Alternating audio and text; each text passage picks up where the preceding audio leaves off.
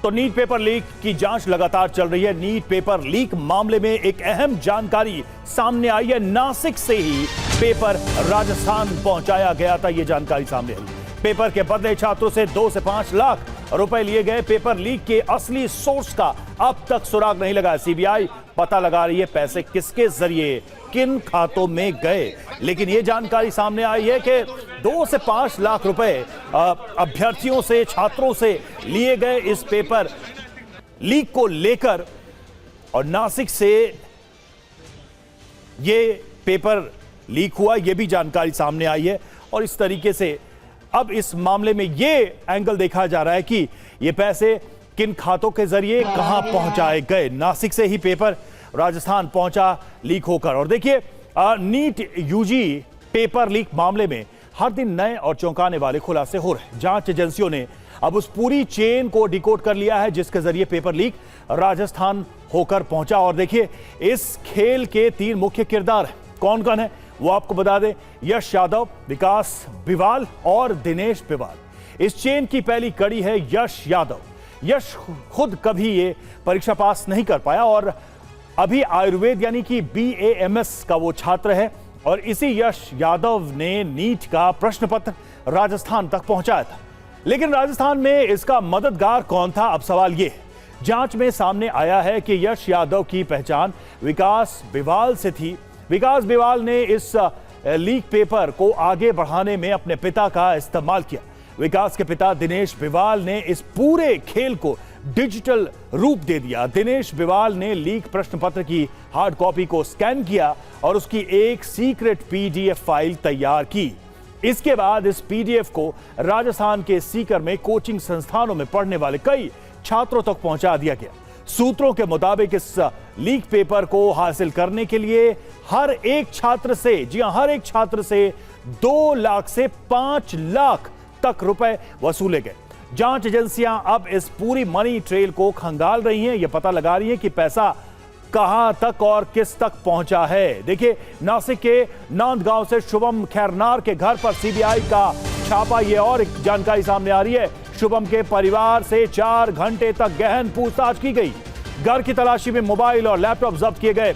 CBI team ने कई महत्वपूर्ण दस्तावेज कब्जे में लिए हैं। राजस्थान पुलिस ने खोजा लीक का नासिक कनेक्शन।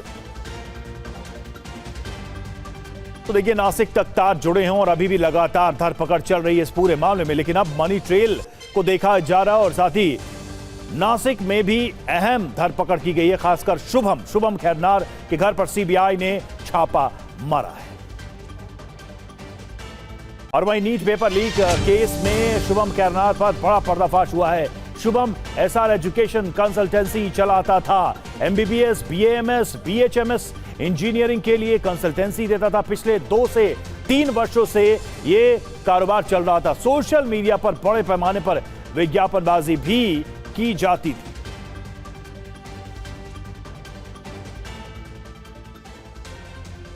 और नीट पेपर लीक मामले में अब नासिक का बड़ा कनेक्शन सामने आया है। जांच एजेंसियों के हाथ इस रैकेट की सबसे अहम कड़ी लगी है, जिसका नाम है शुभम खैरनार।